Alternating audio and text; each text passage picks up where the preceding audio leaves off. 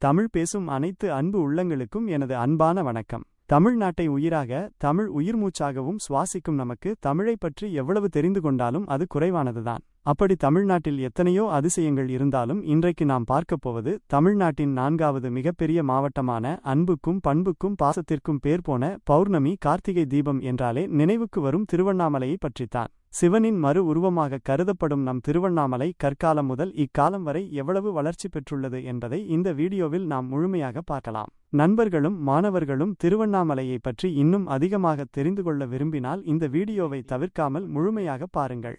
நான் உங்கள் கனி, இது கனிஸ் இன்ஃபோ யூடியூப் சேனல். உங்களுக்காக திருவண்ணாமலையின் வளர்ச்சியின் சுருக்கம். வரலாறு. தொல்பழங்காலம். தமிழ்நாட்டின் முக்கிய மலைத்தொடர்களில் ஒன்றான கிழக்கு தொடர்ச்சி மலைத்தொடரில் கல்வராயன் மற்றும் ஜவ்வாது மலைப்பகுதியின் கிழக்கு பகுதியில் தென்வடக்காக நீண்ட பரப்பில் அமைந்துள்ளது திருவண்ணாமலை மாவட்டம். இம்மாவட்டத்தில் தென்பெண்ணையாறு, செய்யாறு, கமண்டலநாக நதி மற்றும் பாலாறு ஆற்று பகுதிகளில் பல அரிய தொல்லியல் ஆதாரங்கள் கிடைத்துள்ளன. வெம்பாக்கம் வட்டத்தில் அமைந்துள்ள பில்லாந்தாங்கல் கிராமத்திலிருந்து பாலாற்றுக்கு செல்லும் கால்வாய் அருகே அண்மையில் பழங்கற்காலத்தைச் சார்ந்த வெட்டுக்கருவிகள், கைக்கோடரிகள், கத்திகள், சுரண்டிகள் போன்ற கற்கருவிகள் கண்டுபிடிக்கப்பட்டுள்ளன.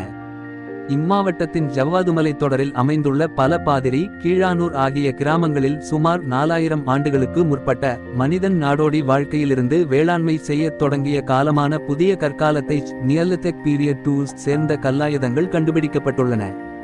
தண்டராம்பட்டு வட்டம் தானிப்பாடி அருகே உள்ள மோட்டூரில் பெருங்கற்கால ஈமச்சின்னங்கள் காணப்படுகின்றன. இவை சுமார் 3000 ஆண்டுகளுக்கு மேல் பழமையானவை. இங்குள்ள கல்வெட்டுகளில் ஒன்றில் தாய் தெய்வக்கல் என்றழைக்கப்படுகின்ற மனித உருவமுடைய பெரிய கற்பலகை ஆந்த்ரோபோமார்ஃபாலஜி ஃபிகர் காணப்படுகிறது. தலையற்ற மனித உருவத்தைப் போல் அமைந்த இக்கல் இம்மாவட்டத்தின் முக்கிய தொல்லியல் ஆதாரமாக திகழ்கின்றது. ஜவ்வாது மலையில் உள்ள கீழ்சிப்பிலி, மேல் சிப்பிலி என்ற இடத்தில் பெருங்கற்காலத்தை சார்ந்த கல்திட்டைகள் டால்மன்ஸ் காணப்படுகின்றன. இவை வாலியர் குகை என்றும் குள்ளர் குகை என்றும் அப்பகுதி மக்களால் அழைக்கப்படுகின்றன. இம்மாவட்டத்தில் வீரணம், தானகவுண்டன்புதூர், சம்பந்தனூர், தொண்டமானூர் போன்ற இடங்களில் பெருங்கால நினைவு சின்னங்கள் காணப்படுகின்றன. சங்ககாலம்.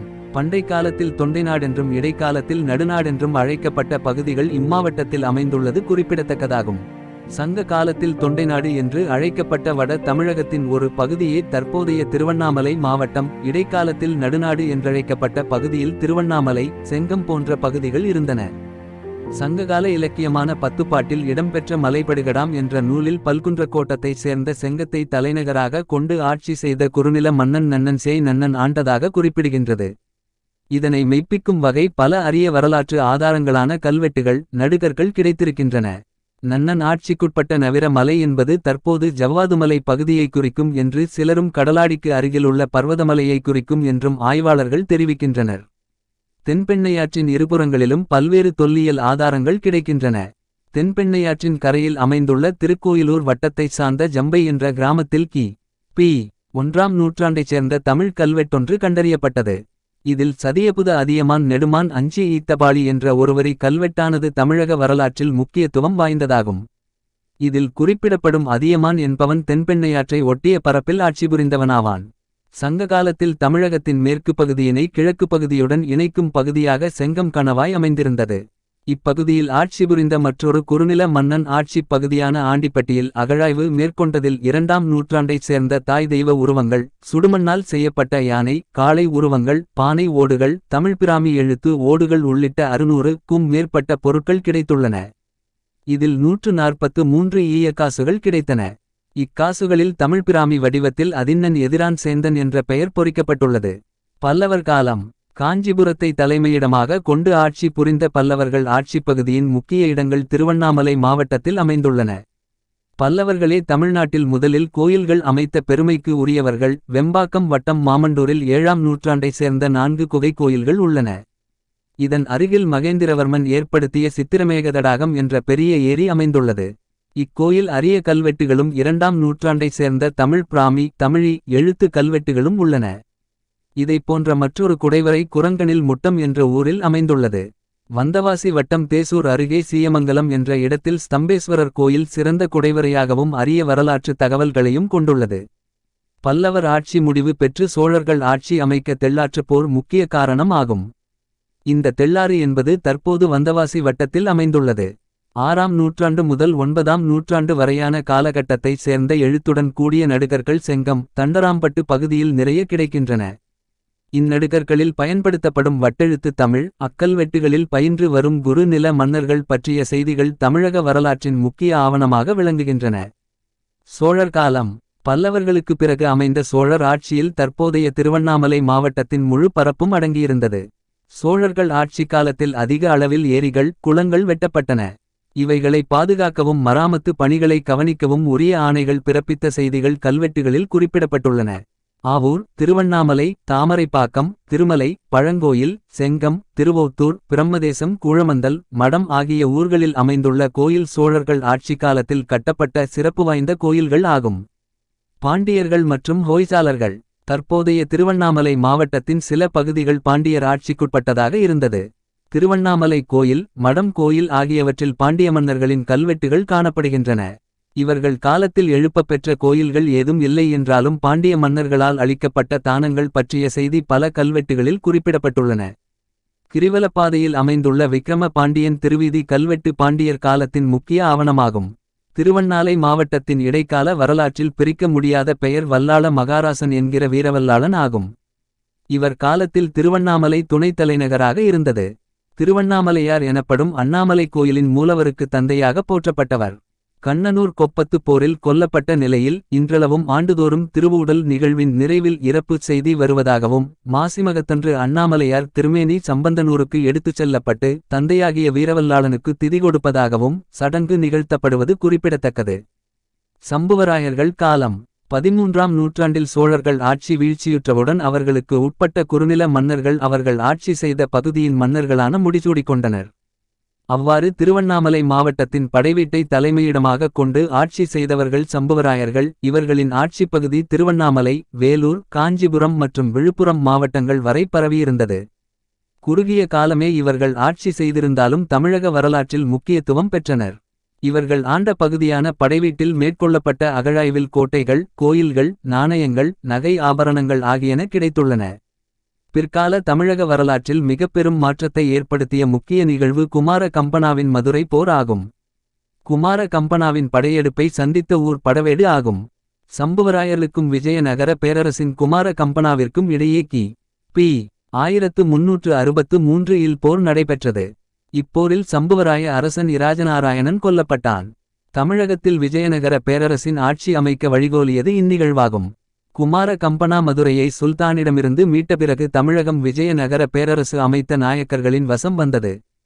தமிழகத்தில் வேலூர் செஞ்சி தஞ்சை மற்றும் மதுரை நாயக்கர்கள் ஆட்சி தொடங்கியது. விஜயநகர பேரரசு காலம். கி.பி. 1565 இல் தலைக்கோட்டை போரில் விஜயநகர பேரரசு வீழ்ந்தது. அதன் பிறகு தமிழகத்தை ஆண்டு வந்த நாயக்கர்கள் சுதந்திர அரசர்களானார்கள். விஜயநகர பேரரசு காலத்தில் திருவண்ணாமலை மாவட்டத்தில் பெரும் பண்பாட்டு மற்றும் அரசியல் மாற்றங்கள் ஏற்பட்டது. இவர்கள் காலத்தில் வேளாண்மை நெசவு முக்கியத்துவம் பெற்றன.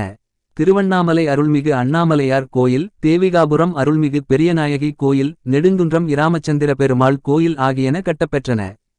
இக்கோயில்களில் நீண்ட மதில்கள் கல்யாண மண்டபம் ராஜகோபுரம் எழிலார்ந்த சிற்பங்கள் என கோயில் கட்டிடக்கலையின் மகுடமாக திகழ்ந்து வருகின்றன. ஆங்கிலேயர் ஆட்சி காலம். முகலாயர்கள் காலத்தில் பல போர்களும் கலகங்களும் இப்பகுதியில் ஏற்பட்டன. முகலாயர்களுக்கும் மராட்டியர்களுக்கும் இடையில் கி.பி. 1693 இல் நடைபெற்ற தேசூர் போர் கி.பி. 1696 நடைபெற்ற ஆரணி போரும் முக்கியத்துவம் வாய்ந்தன. நாயக்கர்கள் ஆட்சி காலத்திலேயே ஆங்கிலேயர்களின் ஆட்சியும் மெல்ல மெல்ல பரவி வந்தது. இக்காலகட்டத்திலும் பல போர்கள் நடைபெற்றுள்ளன. பீஜப்பூர் சுல்தானின் படையெடுப்பு மராட்டியர்கள் படையெடுப்பு ஆகியவற்றின் தடங்கள் இம்மாவட்டத்தில் உள்ளன. ஆங்கிலேய ஆட்சி காலத்தில் கர்நாடகப் போரிலும் மைசூர் போரிலும் ஒரு பகுதி திருவண்ணாமலை மாவட்டத்தில் நடைபெற்றுள்ளது. 1751 ராபர்ட் கிளைவ் தலைமையில் ஆரணியில் போர் நடைபெற்றது. கர்நாடகப் போரின் ஒரு பகுதியான வந்தவாசி போர் கிபி 1760 இல் வந்தவாசியில் நடைபெற்றது. இப்போரில் பிறன் தளபதி கவுண்டி லாலியை ஆங்கிலேய தளபதி சர் அயர்கூட் வென்றார். இப்போர் இந்தியாவில் ஆங்கிலேயர்கள் ஆட்சியை உறுதியாக நிலைநிறுத்த உதவியது. மைசூர் போரின் ஒரு பகுதியாக திருவண்ணாமலை மலையிலும் செங்கம் கணவாயில் ஹைதர் அலிக்கும் ஆங்கிலப் படைகளுக்கும் இடையில் போர் நடைபெற்றது. ஆற்காடு நவாப் ஆண்ட பகுதிகள் 1800 வாக்கில் கிழக்கிந்திய கம்பெனியின் வசமானது. கிழக்கிந்திய கம்பெனி நிர்வாக வசதிக்காக மாவட்டங்களை உருவாக்கினர். அவ்வாறு 1801 ஆண்டு வடார்காடு மற்றும் தென்னார்காடு மாவட்டங்கள் உருவாகின. பிறகு பல முறை மாவட்ட எல்லைகள் வட்ட எல்லைகள் மாற்றியமைக்கப்பட்டு 1911 ஆண்டு வடார்காடு மாவட்டத்தில் இருந்து சித்தூர் மாவட்டம் பிரிக்கப்பட்டும் தென்னார்காடு மாவட்டத்தில் இருந்து திருவண்ணாமலை வட்டத்தை பிரித்தும் வடார்காடு மாவட்டத்துடன் இணைத்தும் எல்லைகள் மறுசீரமைக்கப்பட்டன. விடுதலைக்கு பிறகு அதன் பிறகு 1989 ஆண்டு செப்டம்பர் 30ஆம் தேதி வடார்காடு மாவட்டத்தை பிரித்து திருவண்ணாமலையை தலைமையிடமாக கொண்டு திருவண்ணாமலை சம்புவராயர் மாவட்டம் என புதிய மாவட்டம் உருவாகியது. இம்மாவட்டத்தில் திருவண்ணாமலை, செங்கம், போளூர், ஆரணி, செய்யார், வந்தாவசி என 6 வட்டங்கள் இருந்தன. 1997 சம்புவராயர் என்ற பெயர் மாற்றப்பட்டு திருவண்ணாமலை மாவட்டம் என பெயர் மாற்றம் செய்யப்பட்டது. விடுதலைக்கு பிறகு கல்வி, மருத்துவம் மற்றும் இதர அரசு சேவைகள் வளர்ந்து வந்தன. தற்போது திருவண்ணாமலையில் அரசு மருத்துவக் கல்லூரி, ஆரணியில் அரசு பொறியியல் கல்லூரி, திருவண்ணாமலை, செய்யார், தென்னாங்கூரில் அரசு கலைக்கல்லூரி, காரப்பட்டில் அரசு பாலிடெக்னிக் கல்லூரி மற்றும் பல தனியார் பொறியியல் மற்றும் கலைக்கல்லூரிகள் அமைந்துள்ளன. இம்மாவட்டத்தில் வேளாண்மை, பட்டு நெசவு முக்கிய வாழ்வாதாரமாகும். இவை தவிர சிறு தொழிற்சாலைகளும் சர்க்கரை ஆலைகளும் செய்யார் சிப்காட் தொழிற்போட்டையில் தோல் மற்றும் உதிரி பாகங்கள் தயாரிக்கும் தொழிற்சாலைகளும் அமைந்து இம்மாவட்டத்திற்கு பெருமை சேர்க்கின்றன. இம்மாவட்டத்தில் வரலாற்று சிறப்பு மிக்க கோயில்களும் பண்டைய கால கோட்டைகள், அருணகிரிநாதர், அப்பைய தீட்சிதர், சைவ எல்லப்ப நாவலர் உள்ளிட்ட ஆன்றோர்களும் சமண சமய ஆன்றோர்களும் அவதரித்த புண்ணிய பூமியாகும். தென்பெண்ணையாற்றின் குறுக்கே கட்டப்பட்ட சாத்தனூர் அணை, செய்யாற்றின் குறுக்கே கட்டப்பட்ட குப்பநத்தம் அணை, மிருகண்டாநதி நீர்த்தேக்கம், செண்பகத்தோப்பு அணை ஆகியவை இம்மாவட்டத்தில் வளம் சேர்த்து வருகின்றன. திருவண்ணாமலை மாவட்டம் 6188 கி.மீ. பரப்பும் 24,64,875 மக்கள் தொகையும் கொண்ட தமிழ்நாட்டின் 4வது பெரிய மாவட்டமாகும். இம்மாவட்டம் நிர்வாக வசதிக்காக 3 வருவாய் கோட்டங்களும் புதியதாக உருவாக்கப்பட்ட தண்டராம்பட்டு, சேத்துப்பட்டு, வெம்பாக்கம், கீழ்பென்னாத்தூர், ஜமுனாமரத்தூர் வட்டங்கள் உள்ளடக்கிய 12 வட்டங்களாக பிரிக்கப்பட்டு நிர்வகிக்கப்பட்டு வருகிறது. எந்த வீடியோ ரொம்ப யூஸ்ஃபுல்லா இருக்கும் என்று நினைக்கிறேன். சோ லைக் பண்ணுங்க, உங்கள் ஃப்ரெண்ட்ஸுகளுக்கு ஷேர் பண்ணுங்க. மறக்காம கனிஸ் இன்ஃபோ யூடியூப் சேனலை சப்ஸ்கிரைப் பண்ண மறக்காதீங்க. நன்றி, வணக்கம்.